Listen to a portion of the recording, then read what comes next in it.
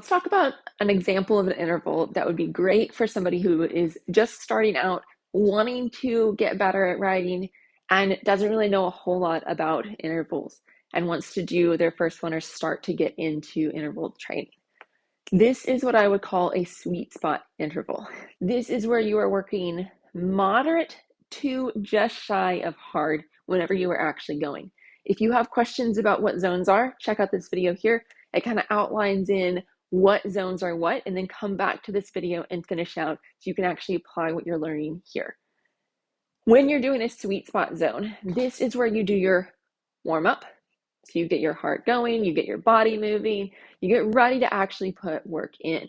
Because if you do your actual interval before you're warmed up, then you're not going to be exerting the same amount of force to meet what you think is moderate to just shy of hard. It'll be a lower amount because your body's not warmed up, ready to go.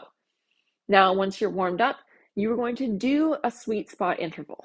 As I talk about the sweet spot interval, your range of how many minutes you want to stay in this sweet spot is up to you. I would start maybe at 3 to 5 minutes in this sweet spot, and then you're going to take a recovery time, 2 minutes or so. During that recovery time, do you need to recover fully to be able to start the next interval? The answer is no. This recovery in between is helping your body to come down from that exertion level.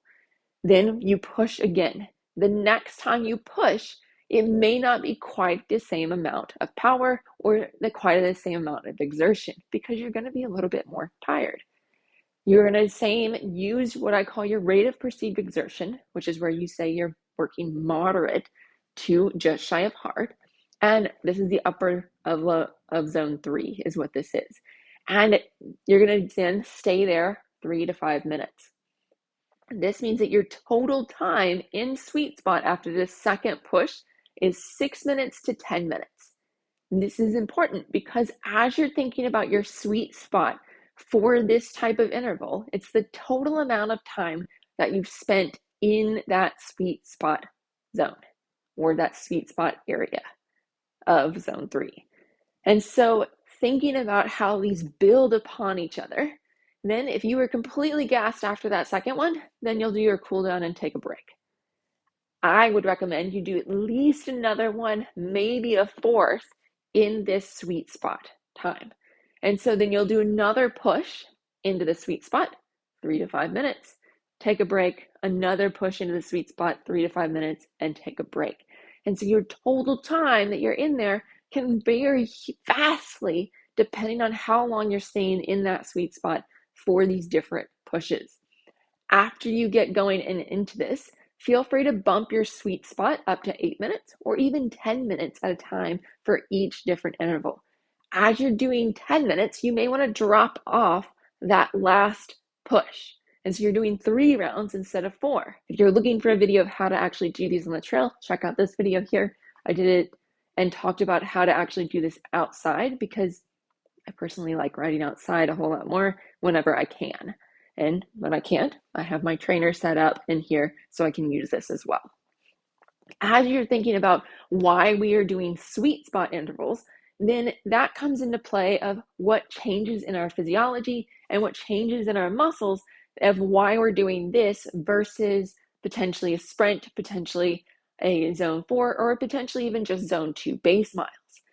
As we talk about your sweet spot, it's one of the easiest ways to get part of your anaerobic zone, which is your harder pushes, and part of your aerobic zone, which is your base miles or more of your aerobic, longer, sustained rides. And that's your stamina in those. As you think about your sweet spot, it's that just shy of where you would switch into your anaerobic zone. That's why it's just shy of hard. It's just shy of where you would be breathing heavy. You know you're working, but it's not overly taxing to be in this type of zone or in this type of push. This allows you to not have as long of recovery because as you get into your anaerobic zone, you have to have more recovery from that because it's a harder push. It's more power that you need to generate. It's more that your body has to exert. And so it's going to need a little bit more time to recover from those pushes and or from that interval as a whole.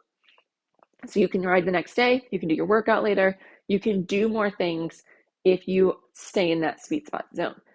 Also, what it does is it gives you some of the anaerobic tendencies. You're making some of the physiological changes that would be with a more fast twitch or a more power generating type muscle.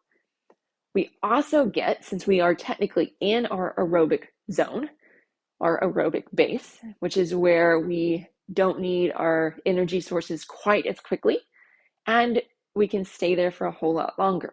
We're getting this base build up, which is our stamina, our endurance, our longevity on the trails. This is why your total time that you're spending in your sweet spot is important for you to calculate and for you to keep track of if you're not following a specific plan that somebody has laid out for you. I have those. Check out the membership down below. There's endurance plans in there and also strength training plans.